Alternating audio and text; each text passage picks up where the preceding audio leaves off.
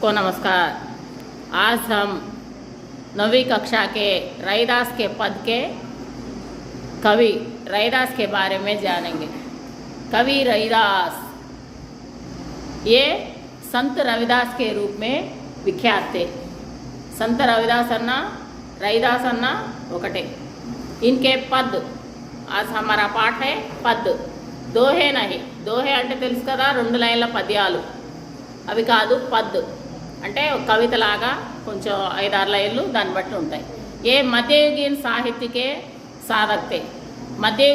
मध्ययुग काल के साधक भी माना जाता है। इनका जीवन काल 1388 से 1500-1800 है। वे अनेक पद लिखे हैं। इनके 40 पद गुरु ग्रंथ साहिब सिख के प्रमुख ग्रंथ गुरु ग्रंथ साहिब में सम्मिलित है। ये अपने पद में अत्यधिक रूप से उपमा अलंकार और रूपक अलंकार का प्रयोग किए। उपमा और रूपक अलंकार का प्रयोग किए। ये अपने पद में हिंदी भाषा की कई बोलियों का प्रयोग किया। बोली मीन्स लिपि అంటే యాసలు కూడా ఉంటాయి కదా।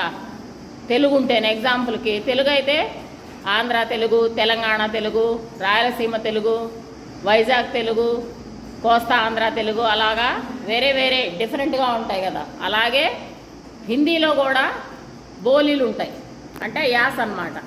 అంటే కొన్ని పదాలు మారతాయి। సో వాటిల్లో బ్రజ్ భాష, అవధి, రాజస్థానీ, ఖడీ బోలి, ఉర్దూ, ఫారసీ పదాలు ఈయన దాంట్లో కనిపిస్తూ ఉంటాయి। उनके काल में एक बार इनकी विख्यात को जानकर सिकंदर लोधी दिल्ली आने का निमंत्रण भी भेजे था। ये बहुत विख्यात भक्ति मार्गदर्शक कवि है। वे ज्ञान मार्ग शाखा के कवि है। वे मूर्ति पूजा, तीर्थ यात्रा उनको नहीं मानते थे।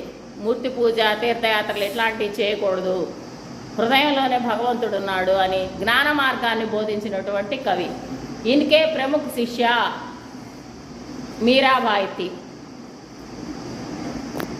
మీకు గనక మా వీడియో నచ్చినట్లయితే